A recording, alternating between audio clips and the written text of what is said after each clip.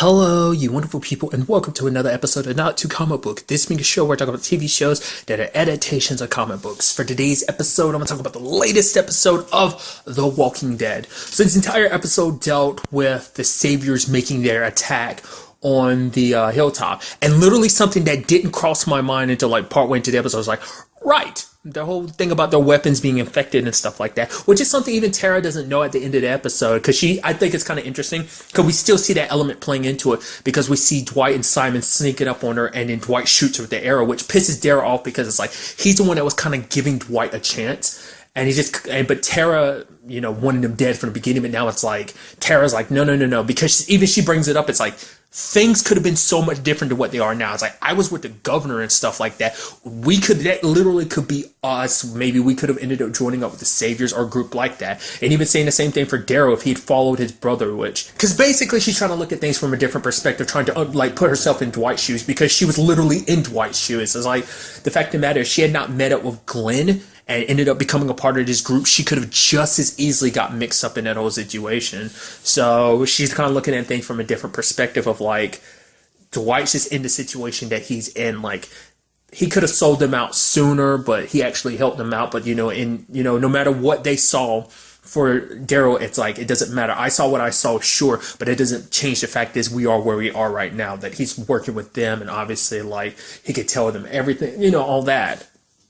Which even Tara later on is like, finding out about, their weapons being laced and stuff like that. She's like, isn't it, karma's a bitch. Because from the very beginning, all she's wanted to do, no matter what Dwight was trying to do, trying to help, trying to fight, she wanted him dead the entire time. It's like, well, now he's killed her. But she doesn't know yet. Eventually they'll find out, but because it didn't click in my head. I was like, why did Dwight hit her? I was like, this could have been an opportunity to take Simon down, but I guess there was other people, nearby I guess maybe he felt like he would be more useful this way. But then it clicked in my head when he shot her. I was like, right, because of the weapons and stuff, Simon has a weapon covered in it. Obviously, we never saw Dwight dip any of his weapons in it. So most likely, like Tara, because that's why he went out of his way to shoot Tara rather than just miss. He could have shot and missed her. But by making it look like he hit her, it looks like more impressive. But Simon's most likely going to think all his weapons are laced, like all his arrows are laced. But it's like most likely Dwight isn't, because he's still on their side. So Tara, also because the fact, to be fair, it all depends. It depends on how quickly the fever kills you,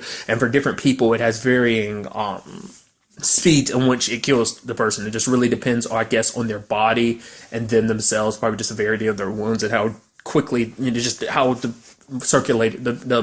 infection is spread throughout their bodies. But so I'm sure Tara's going to be finding out that she's fine next episode, but it probably will scare her. But it'll probably put in her head even more like, no, Dwight saved me.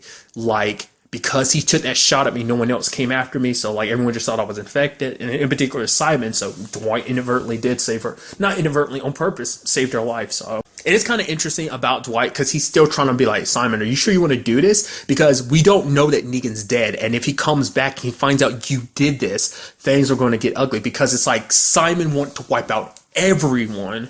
Whereas, that's not part of Negan's plan, because he cares about people and stuff like that. So that was kind of interesting. And him being like, no matter what, he'd rather kind of do this now and then beg for forgiveness later on. Which is like, even if he begged for forgiveness, do you think Negan would be okay with that? I think Negan would probably still, like, put Lucille to your head. Now that Lucille is all, like, covered in walkers and stuff like that, might make it a slow transition. Might put you, like, have you on walker duty, essentially, make you become a walker and have you tied up or something like that, like they originally did, at the Savior's compound. So maybe something like that will be in store for them. Because that's the sad aspect of this. It's like they were able to fight them back, pull them back. Yes, they lost some people, but hey, we were able to fight them. And you even had like Rick admitting like, hey, like I tried to go after Negan, and because of that, like, he got away, so that's why he wasn't here. But I tried to, I had to. And even Maggie was like, thank you. Because for her, it's like she wanted them all dead, but she especially wanted Negan dead. She even talks about it. She wanted him there because she wanted the last thing that Negan sees is Glenn's grave. But it's like, even among, because the lady that was from Alexandria is like, not Alexandria, from the kingdom, is like, you're actually a really good leader. You saved the community, you saved the gates.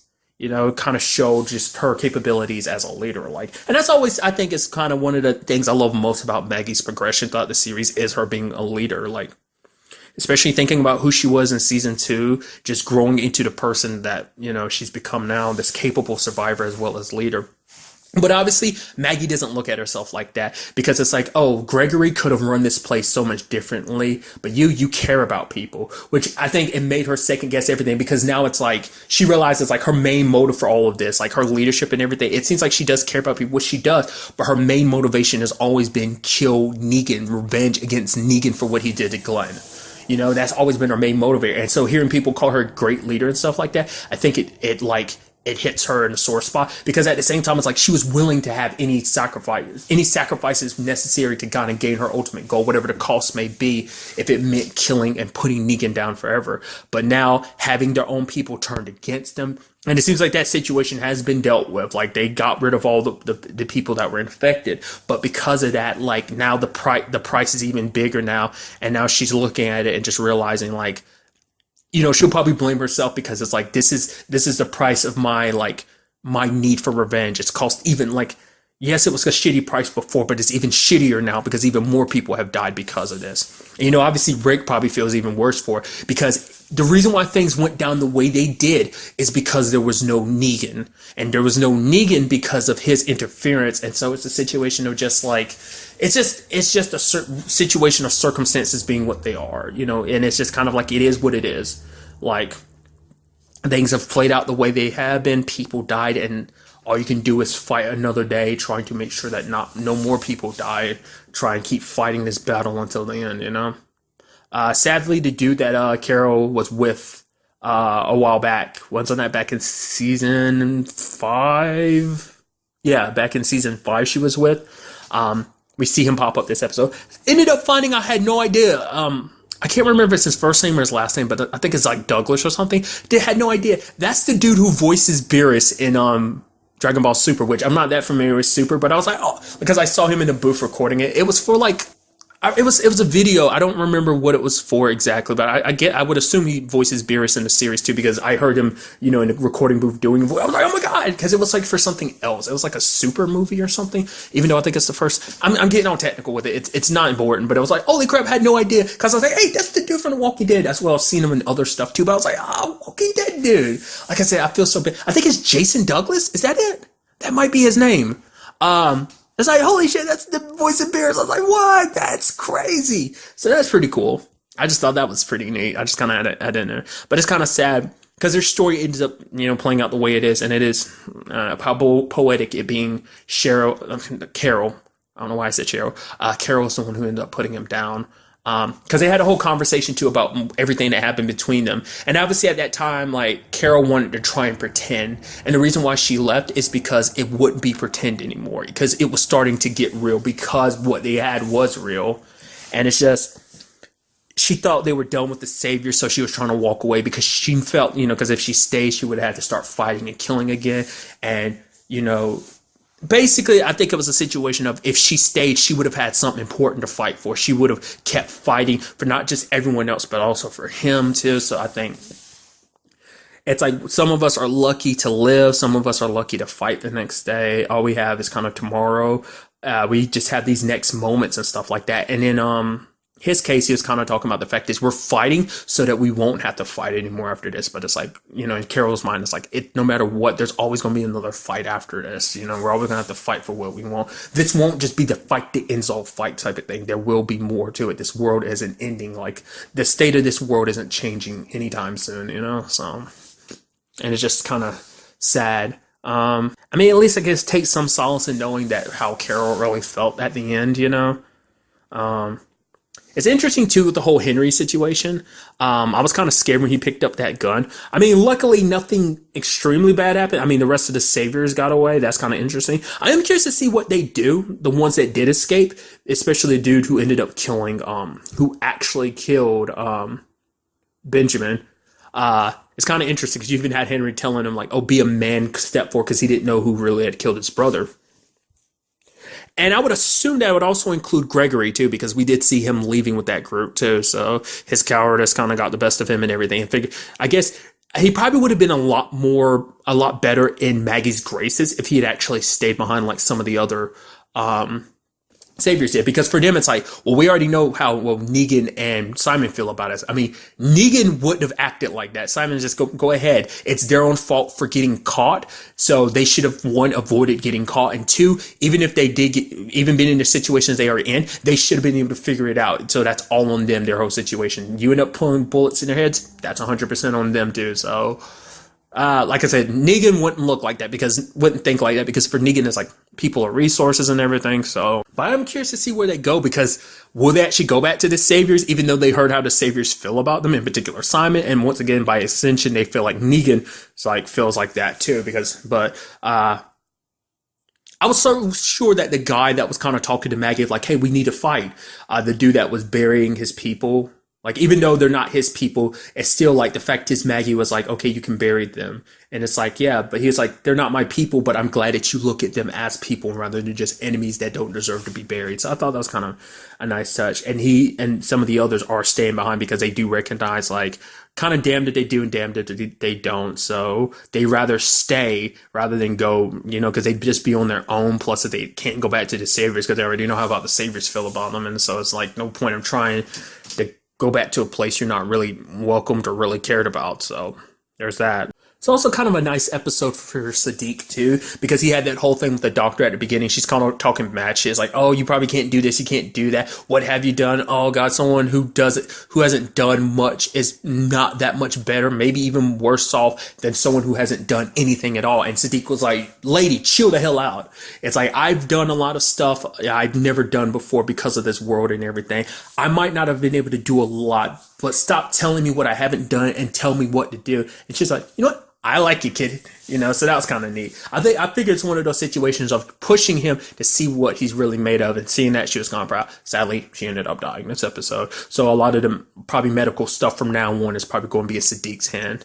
But it was kind of interesting because you can tell, like, looking at Sadiq hurts Rick even more, because probably, every time he looks at Sadiq, he just thinks it's just a constant reminder that Carl's not alive anymore, so I'm sure he's stepping up to be main medical too. They might have even more medical people, but for now, it's because it seemed like she was kind of like the main medical person they had on staff, but now it seems like that might be Sadiq, but who knows, there might be other medical people, because obviously Carson, he was like the main doctor.